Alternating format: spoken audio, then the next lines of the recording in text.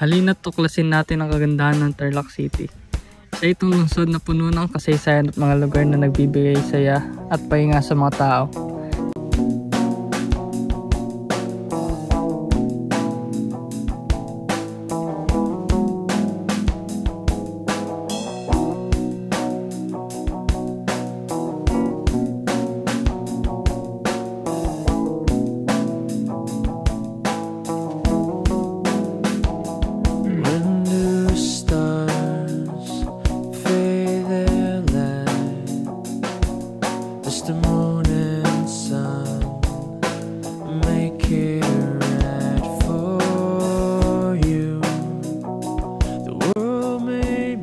Isa sa mga napuntahan ko ay ang Plazuela na madalas pagdausan ng mga programa at kasiyahan sa lungsod.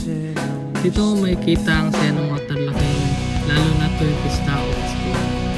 Maraming tao, kainan at ilaw na nagbibigay buhay sa paligid.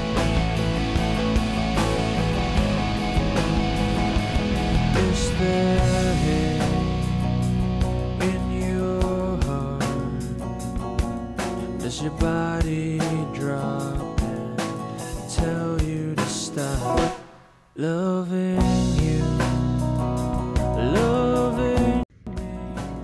Ang pinakahuling lugar na aking binisita ay ang Maria Cristina Park o mas kilalang MC Park. Tahimik at maaliwalas dito, perpektong lugar para magpahinga o maglakad-lakad kasama ang pamilya at kaibigan. Ramdam mo ang preskong hangin at kalmadong paligid na tila inaalis lahat ng pagod.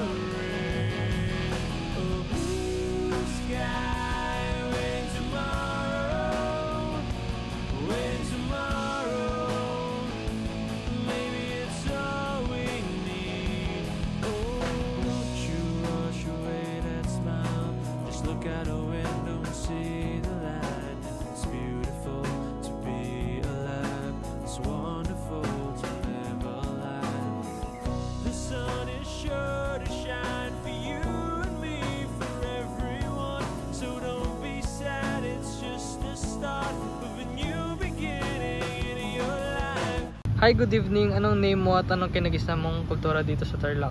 Hi, my name is Riza and here in Tarlac, ang kinagisa namin kultura ay ang pagiging magalang, marespeto, mapagmahal sa pamilya at matulungin sa kapwa.